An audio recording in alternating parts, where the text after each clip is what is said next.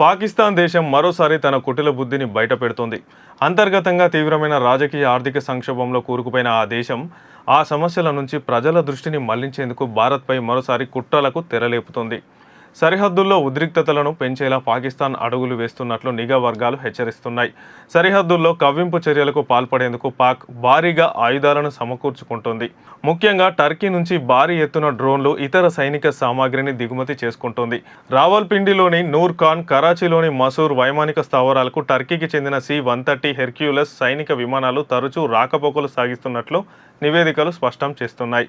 August 19 నుంచి 21 వరకు Turkey విమానాలు పాకిస్తాన్లో వాలిపోయాయి. ఈ విమానాల ద్వారా అత్యాధునిక డ్రోన్లు, వాటికి సంబంధించిన విడిభాగాలను పాక్ రహస్యంగా తరలించినట్లు తెలుస్తోంది. గతంలో ఆపరేషన్ సింధూర్ సమయంలో కూడా పాకిస్తాన్ టర్కీ డ్రోన్లను భారత్పై ప్రయోగించింది.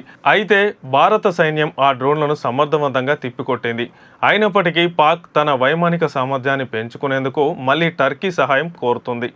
టర్కీతో పాటు చైనా నుంచి కూడా పాకిస్తాన్కు భారీగా ఆయుధాలు చేరుకుంటున్నాయి.